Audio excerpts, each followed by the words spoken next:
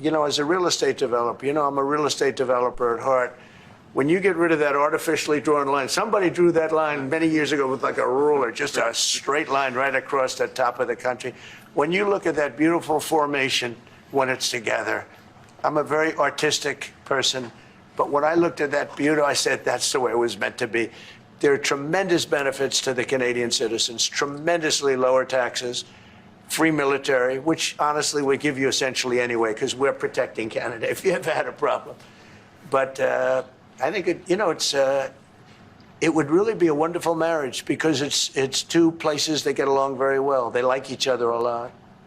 Well, if I may, as you know from real estate, there are some places that are never for sale. That's true. We're sitting in one right now, you know, Buckingham Palace that you visited as well. That's true. And having met with the owners of Canada over the course of the campaign last several months, it's not for sale, won't be for sale ever. But the opportunity is in the partnership and what we can build together. But never say never. Never say never.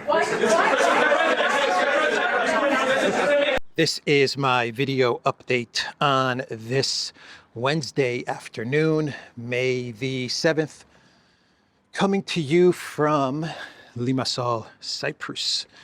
Let's talk about some news. And the big story for today is the airstrikes launched by India into Pakistan. The military in India, they have released various statements following these airstrikes into Pakistan. They said that they targeted 9 terrorist camps. They have annihilated 9 terrorist camps. I believe the statement said that they took out something like 70 or 90 terrorists in these camps. They are starting to release photos as well from this operation. And the military also said that this strike was meant to be non-escalatory. That's what they said. This was a calibrated, non-escalatory strike from India. This was in retaliation to the terrorist attack that took place in Kashmir that left 27 people dead. And so we have India's retaliation. Once again, the military said that these airstrikes were meant to be non-escalatory.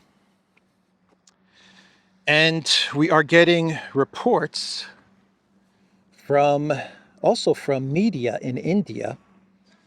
They are running reports which claim that anywhere between 2 to 4 Indian fighter jets were shot down by Pakistan.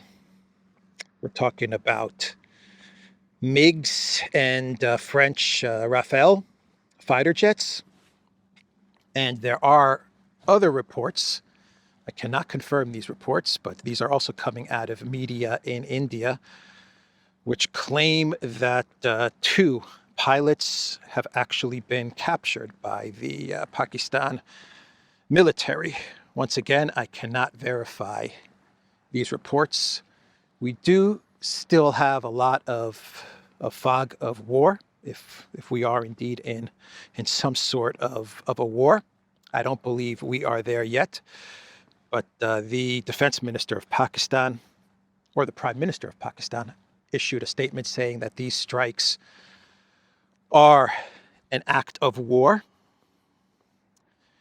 But there was another statement issued by the prime minister's office in Pakistan, which said that Pakistan does reserve the right to retaliate, but that if India stops their attacks, if this is it, then Pakistan will not retaliate.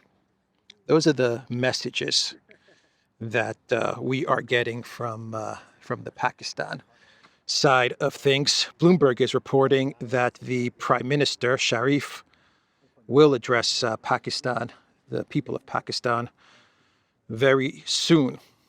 Probably by the time this video goes up, we'll get more statements from the Prime Minister or the Prime Minister's office in Pakistan. So that's where we are with this escalation. India strikes terrorist targets in Pakistan. Islamabad has vowed retaliation as the most intense fighting in years broke out between the nuclear-armed rivals.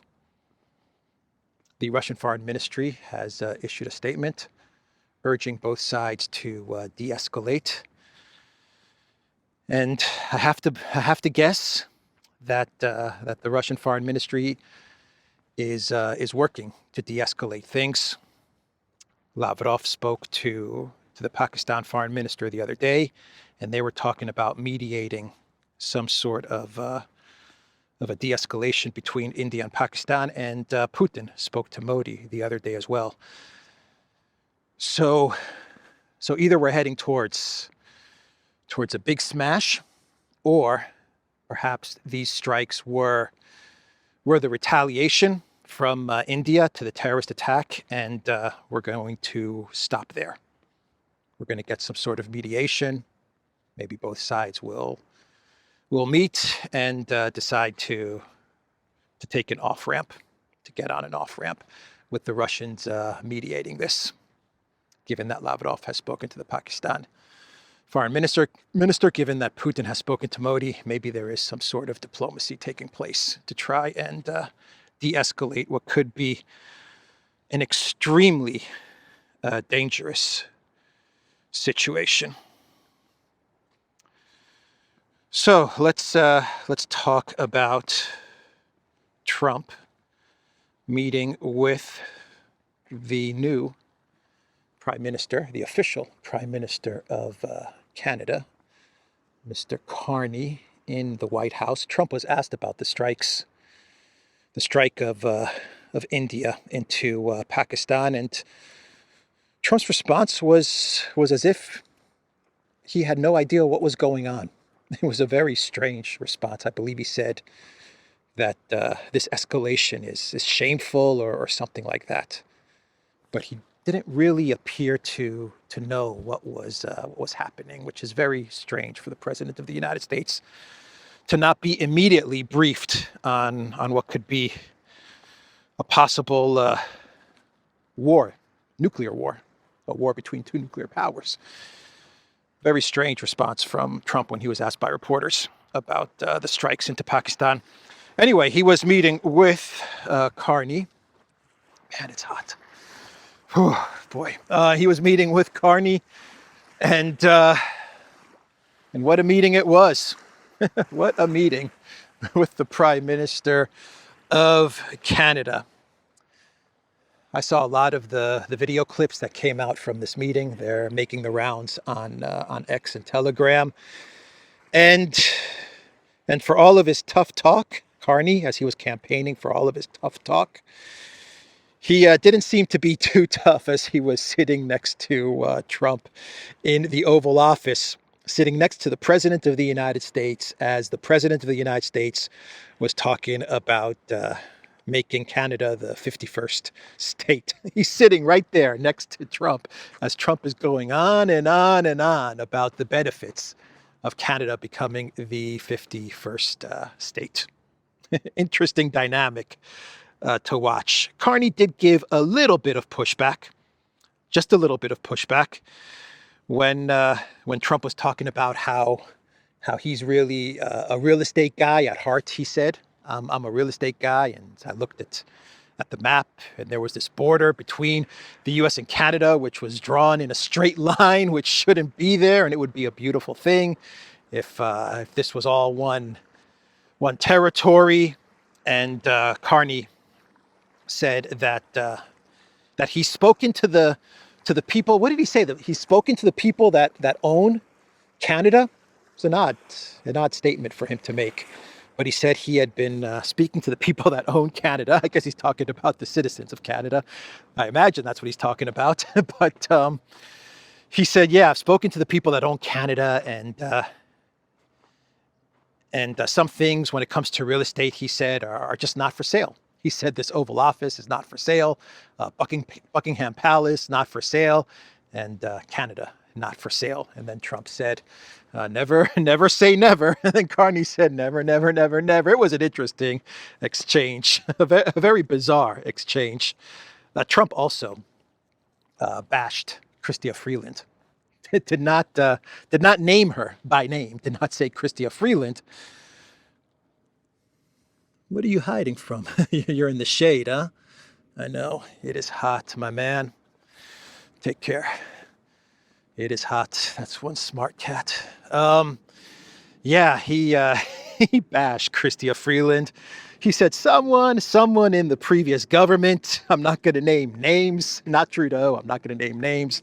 But she was just a terrible person, he said. That's what he was saying. A terrible person. And Carney, she's in. Chrystia Freeland's going to probably be in Carney's administration, right? I imagine she's going to have a top position in his administration. That would be my guess. But he's sitting right next to Trump as Trump is bashing Freeland. Very, very odd dynamic going on between the two leaders.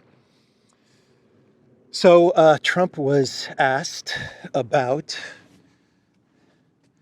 Yemen. He was asked about Yemen as the reporters were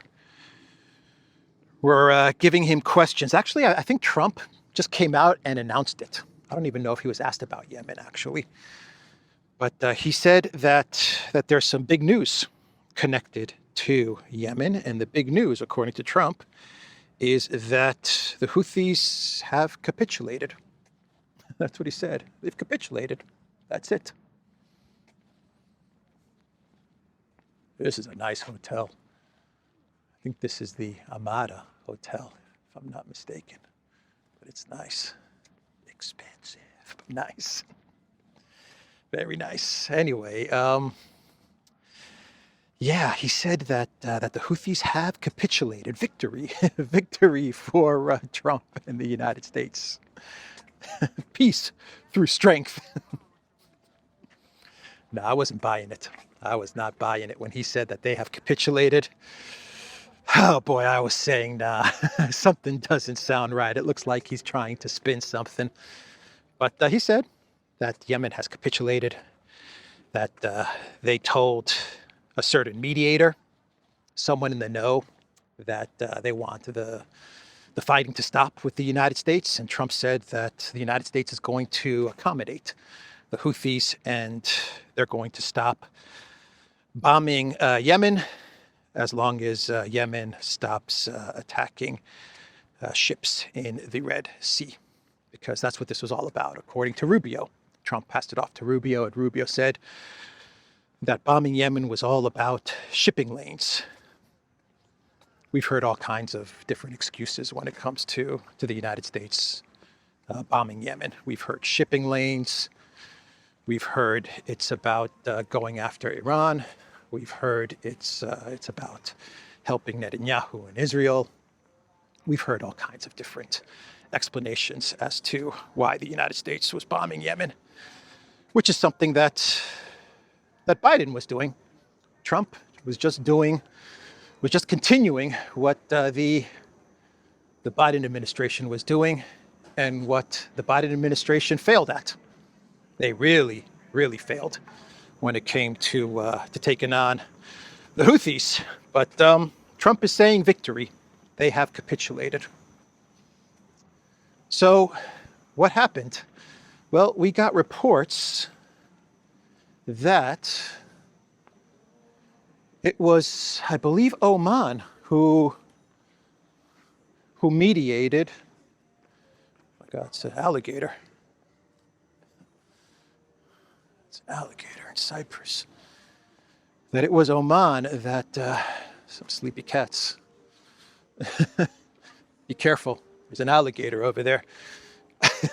Oman mediated this ceasefire between the United States and Yemen. And I think I read that the Houthis, they came out with a statement and they said that they will not hit the U.S. Ships in the Red Sea, but they will continue to go after ships connected to Israel. It was some statement like that. They're going to continue to go after ships, Israeli ships or ships connected to Israel. So until Israel lifts the blockade on Gaza. So the Houthis issued some sort of a statement, which wasn't a capitulation like Trump was saying. That's what I want to say. It wasn't a capitulation. The statement from the Houthis was, look, if the U.S. stops, we'll stop, but we're not going to stop fighting for Gaza and for the Palestinians. That was pretty much what the Houthis were saying in their statement. Yeah, the situation in Yemen.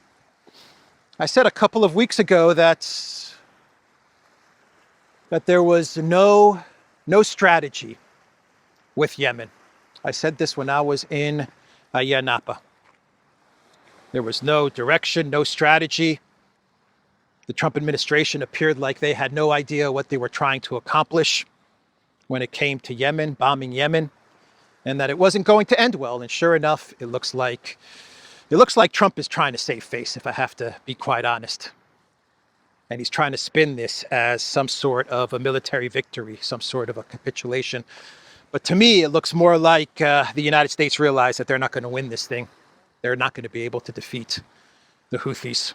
And it's better to try and find some sort of an off-ramp for the time being. So when I listened to Trump's statement and the way he was spinning it, what I was thinking was that he's going to try and do something similar with Ukraine.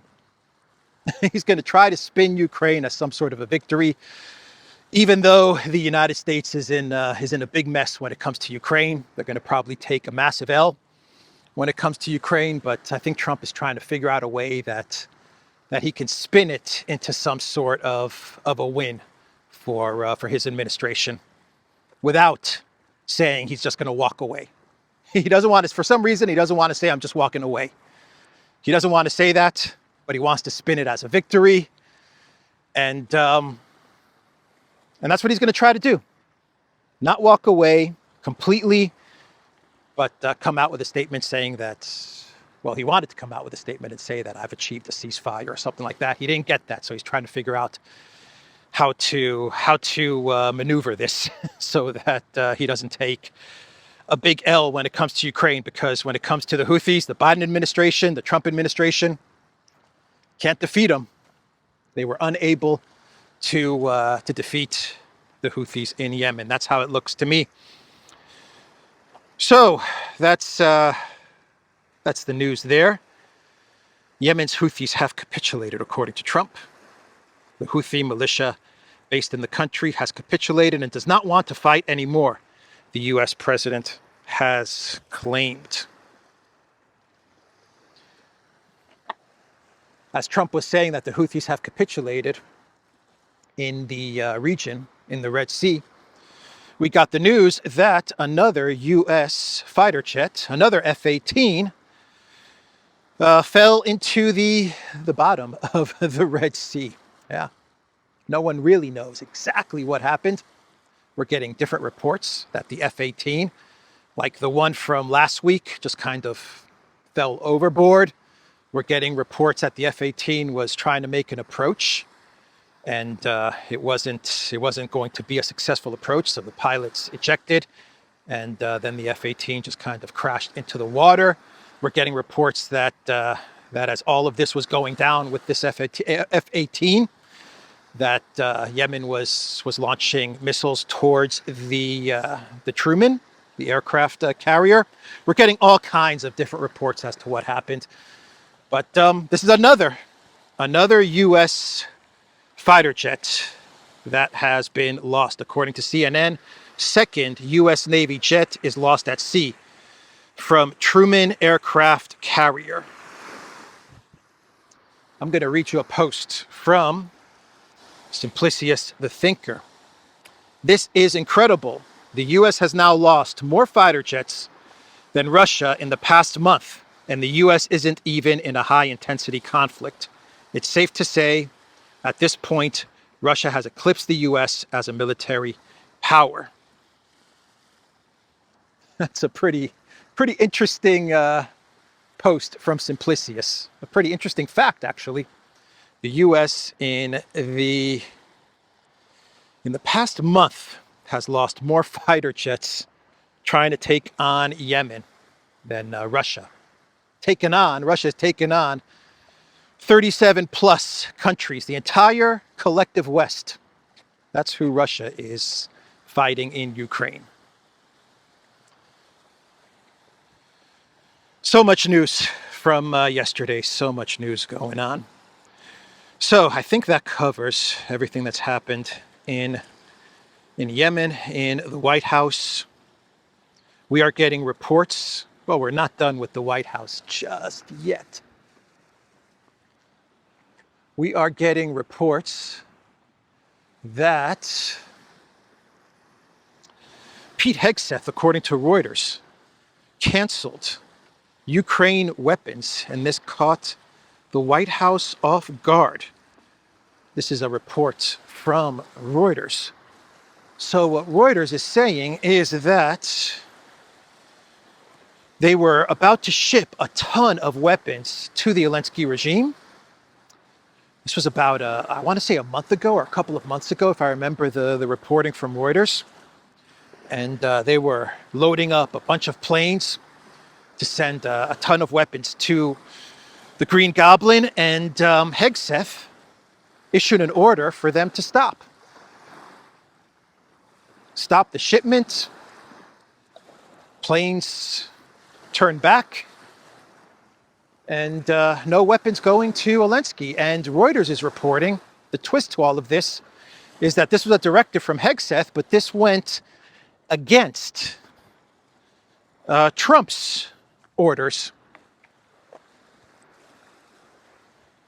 Or that Trump, not so much an order, but Trump did not, when they had a meeting about weapons to Ukraine, Trump did not explicitly say, cut off weapons to Ukraine, but Hegseth took the initiative and cut off weapons to Ukraine. According to Reuters, Hegseth's order caused confusion among national security officials.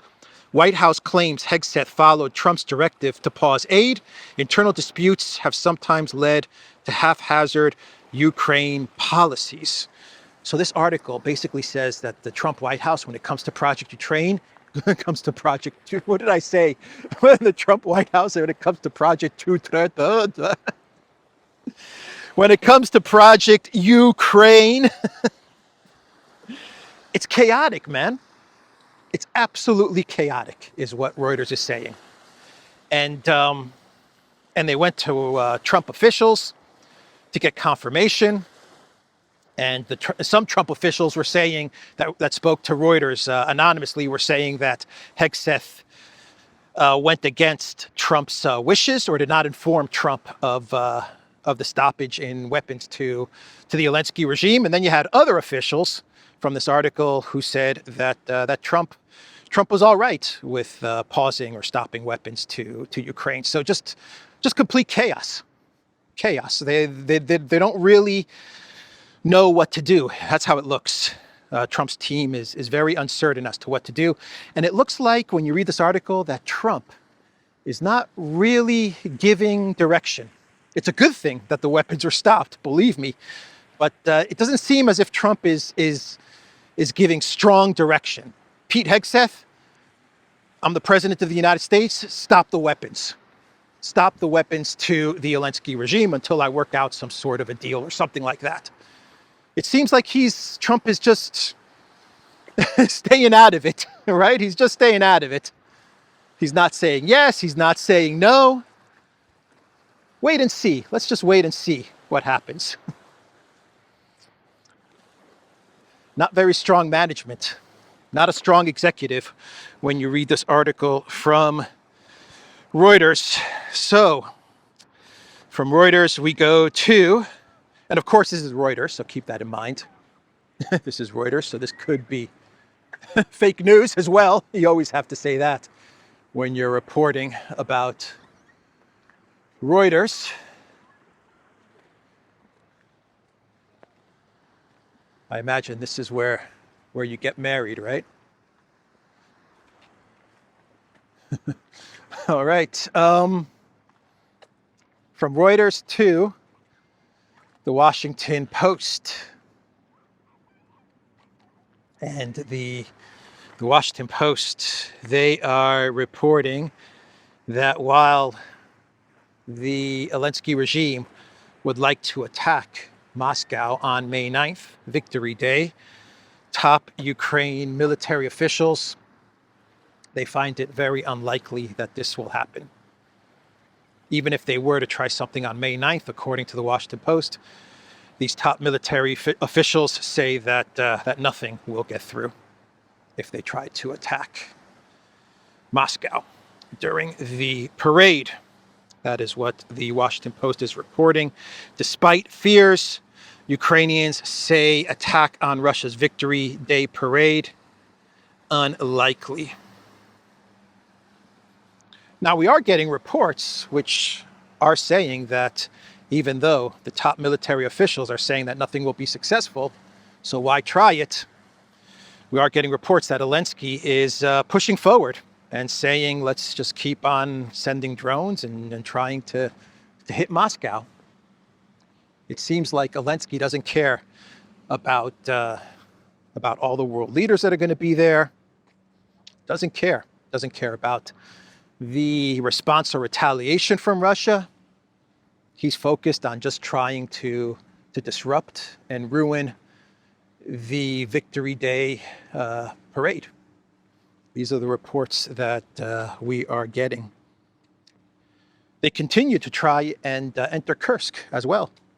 They haven't stopped, even though the Ukraine military is getting annihilated. All the forces that they send towards Kursk at the moment are just getting completely annihilated by the Russian military. Zelensky's not stopping. He continues to send wave after wave, trying to get some sort of a foothold in Kursk before May 9th.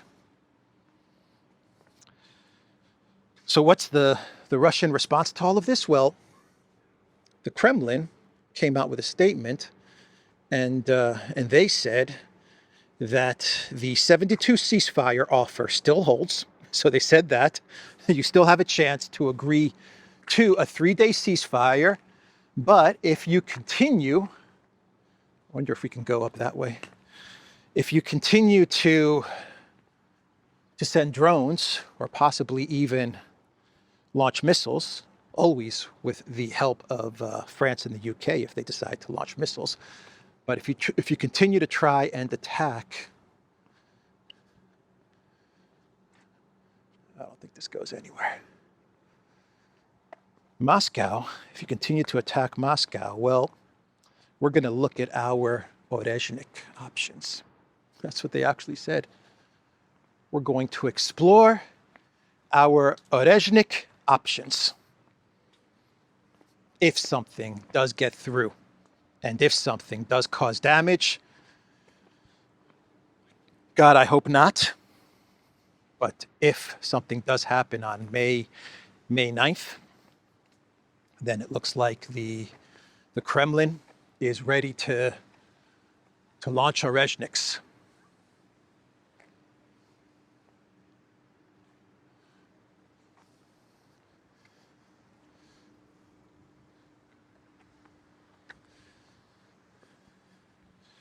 So we are getting reports from Moscow that for the first time in a Victory Day parade, all the shops, the cafes, restaurants, which are on the route to Red Square, that they're all going to be closed for the parade.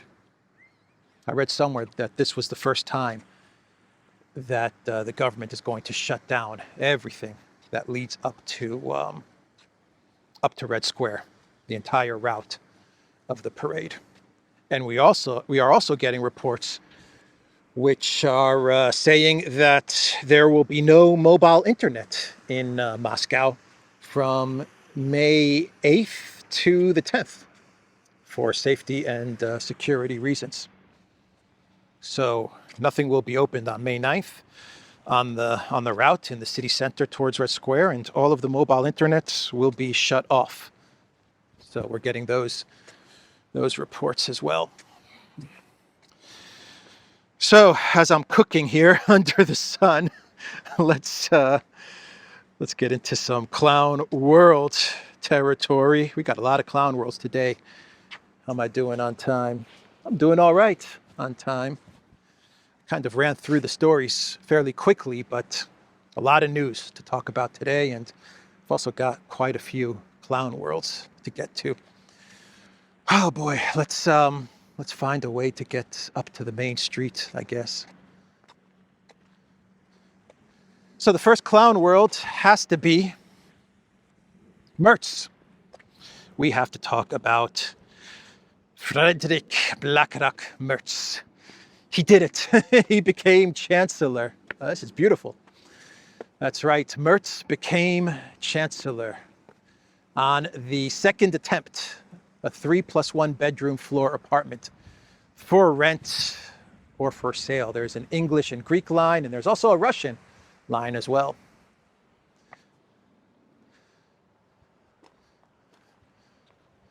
City's down that way, so you're a bit far, not too far, but man, would you be living in a nice area. Look at how beautiful it is.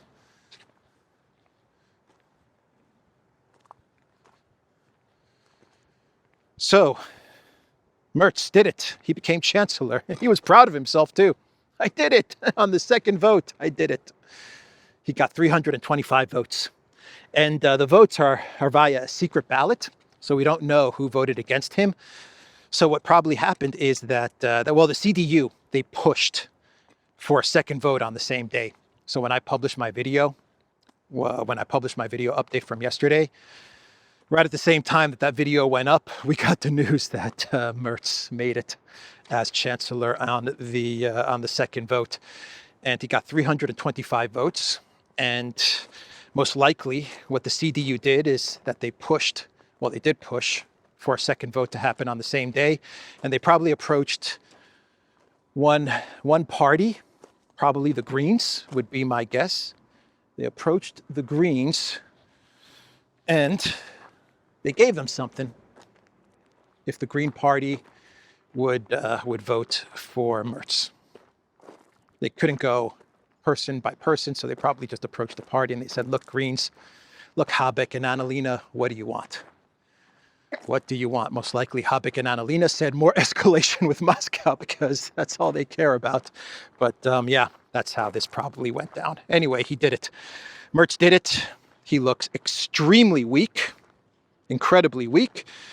And the clown world in all of this is that even super pro EU, super pro Merz, Politico is saying that Merz looked weak. Merz is weakened from day one. Europe will pay the price, according to Politico. The EU's center looks flaky, with France a mess, and Germany's Merz making a meal of getting confirmed as chancellor.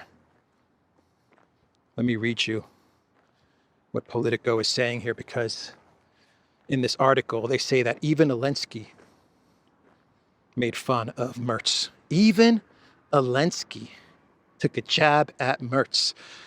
Politico, where is it here? Come on, internet. Here we go.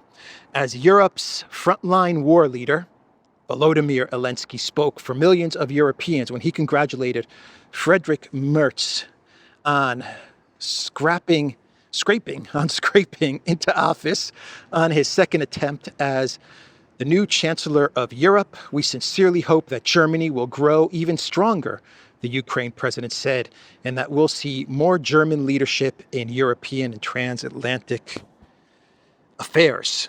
Keep hoping, says Politico. Zelensky's message was diplomatic, but it contained an unmistakable critique of the gaping hole at the heart of European politics, Germany's weak leadership and procrastination in the face of aggression from Russia and betrayal by Donald Trump's United States. Politico. Politico. Basically, Politico is saying that Merz is weak, that Zelensky is calling him weak, that Zelensky is Churchill, and the best thing for Merz to do is to escalate with Russia. That's the best thing that he can do to stop looking weak. Of course, escalate with Russia, right? It's always about Russia. Always about Russia. So, Politico is also reporting that Merz's first trip will be to meet with France and Poland. He's going to meet with France and Poland, and they are going to talk about the Weimar Triangle. That sounds good. That sounds encouraging, huh?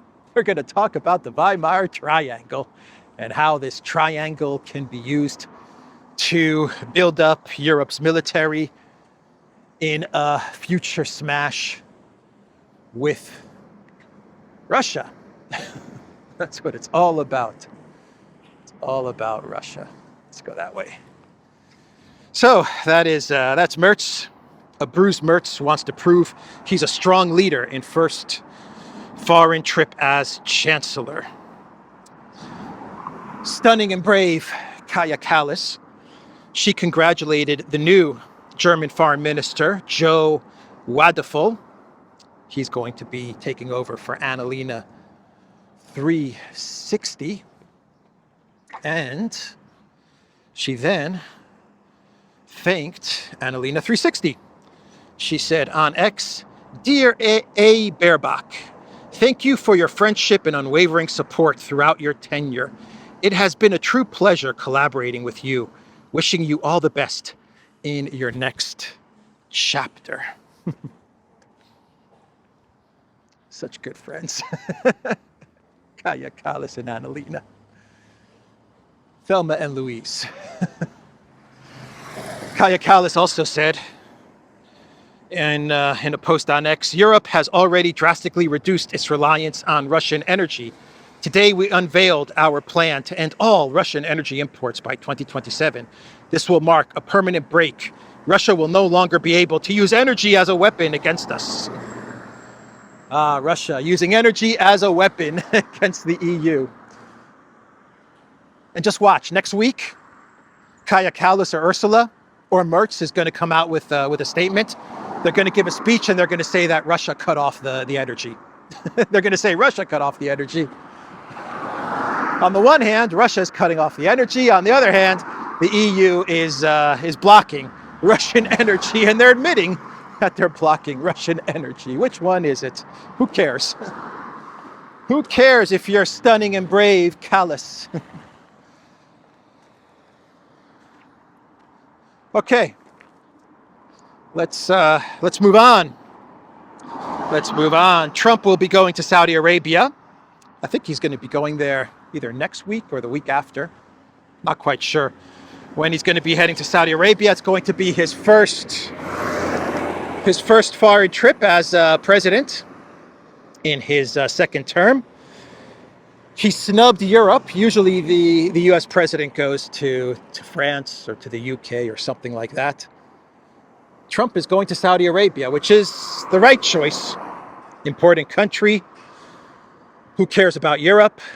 Saudi Arabia is key, and the Middle East is super important. And so Trump is going to go to Saudi Arabia. And the Associated Press, they ran a report saying that Trump is going to make a big announcement. Actually, Trump was saying that he's going to make a big announcement when he's in the Middle East. And the Associated Press, they are saying, if you want to believe what they are reporting, that the big announcement from Trump when he goes to Saudi Arabia is that he plans to announce that the U.S. will call the Persian Gulf the Arabian Gulf. That's the big announcement.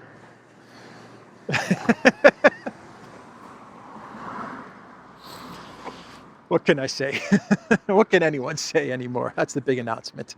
Just like the Gulf of Mexico is now the Gulf of America, the United States is going to to say that the Persian Gulf, this is a jab at Iran, I imagine.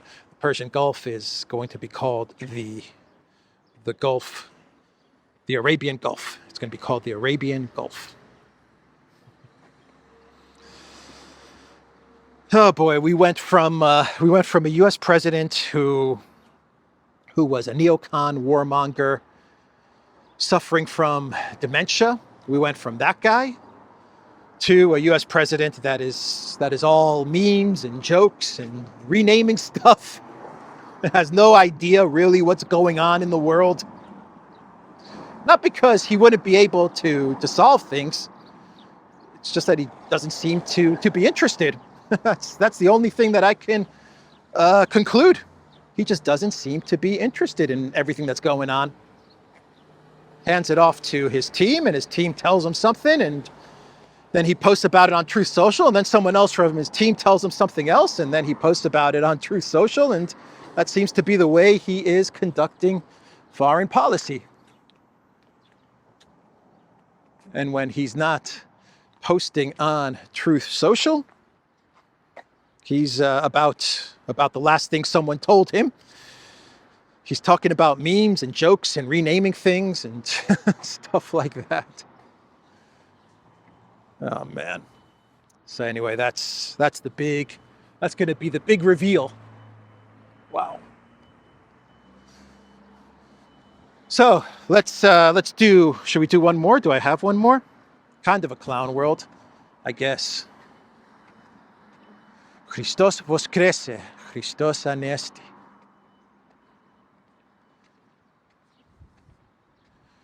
Nikolaya Volimasole.